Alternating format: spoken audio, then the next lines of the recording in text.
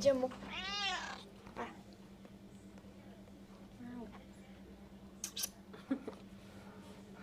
Et voilà, nous sommes avec une petite chatte dans un EHPAD et qui est situé à côté du Palais des Poètes. Bonjour, voilà, elle Bonjour. miaule. Et c'est comment son prénom à cette petite chatte? C'est Lila, Lila, et qui est dans cet EHPAD depuis l'EHPAD Saint-Antoine depuis longtemps. le 25 décembre 2022. Alors on voit que la situation et la vie dans les EHPAD a évolué, il peut y avoir beaucoup de projets, on va d'ailleurs en parler d'un, mais il y a deux chats dans cet EHPAD, voilà, et ça apporte de la vie. Aujourd'hui on vit différemment dans un EHPAD, on essaie que la vie soit différente.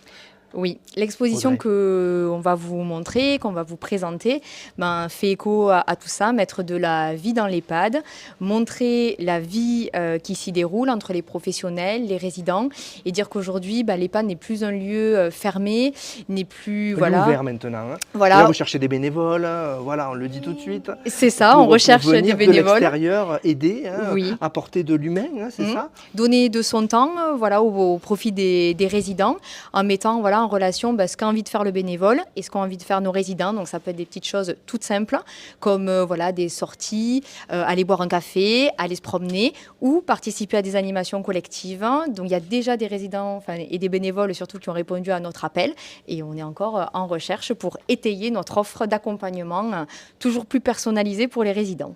Alors cette action collective, on va en parler d'une, elle s'appelle À la croisée des regards. Je vais filmer un peu l'affiche, voilà. Elle a été initiée par une aide-soignante qui travaillait ici et qui est partie, mais avant de partir, elle vous a fait un beau cadeau puisqu'elle a proposé un projet assez innovant, assez humain aussi, de photographie. Oui. Je vais laisser peut-être Sarah décrire le projet. Donc Sarah qui est animatrice et qui a coordonné la mise en place de ce projet avec l'aide-soignante. Alors Sarah, comment ça s'est passé? Au départ, elle s'appelle comment, je crois? Manon. Manon a cette idée au départ et t'en parles, comment ça se passe? En fait, elle a une idée de mettre en valeur les résidents par le biais de la photographie. Donc c'est parti sur des portraits résidents pour pouvoir les afficher dans les lieux de vie, dans les couloirs, sur les portes, que les résidents puissent se retrouver. Et de fil en aiguille, elle a réussi à prendre le personnel, les résidents, et finalement il était dommage de s'arrêter à l'interne. Beaucoup de monde était d'accord, hein, je crois, beaucoup de monde, sur 60 c'est ça. résidents, 57 ont donné 57 ont leur accord. participé, c'est ça. 57 résidents ont participé, quasiment tout le personnel. Je dirais qu'il y a un ou deux membres du personnel qui n'ont pas souhaité. Oui, le droit à l'image, ils sont libres. Hein. C'est ça. Voilà. Et donc ça a pris une proportion, on a parlé d'exposition photo, parce que c'est vrai que c'était intéressant de mettre en valeur tout ce qu'elle a fait, de mettre en valeur les résidents, parce que beaucoup ont attendu ce moment, se sont apprêtés. On a fait un vernissage de cette exposition photo. C'est un événement qui a fédéré aussi, hein, qui a rassemblé. Ça a rassemblé. Les résidents, certains étaient impatients de voir le résultat, on demandait déjà les photos. Il y a des familles qui sont venues, il y a des bénévoles qui sont également venus, du personnel qui ne travaillait pas forcément ce jour-là et est aussi venu sur place. Donc c'est vrai que c'était fédérateur et c'était un beau moment. Et là, voilà, on peut encore profiter de cette exposition pendant quelques temps. Le vernissage a eu lieu, je crois, le 22 septembre, c'est ça. Et cette exposition, elle ne va pas mourir puisque, expliquez-nous, ces photos, vous allez les utiliser pour la décoration pérenne du lieu. Oui, alors d'une part, on était parti donc pour faire une ouverture au public pendant un mois environ. Et puis je pense qu'on va augmenter un petit peu le temps, pour que notamment les familles, au moment des périodes de Noël, puissent encore en bénéficier et puissent en profiter.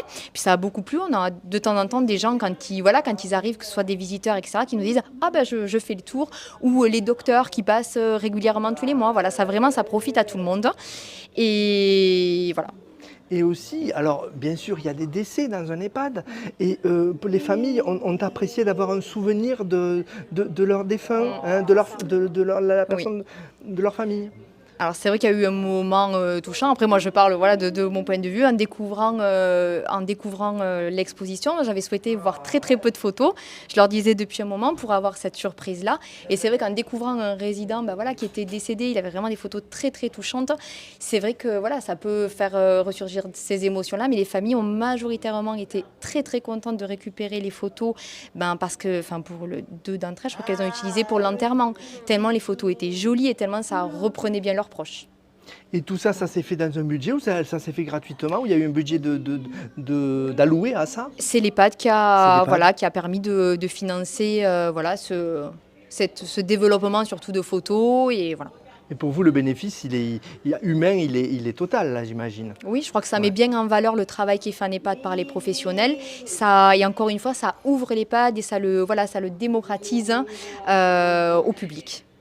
Merci beaucoup à toutes les deux. Merci. Merci.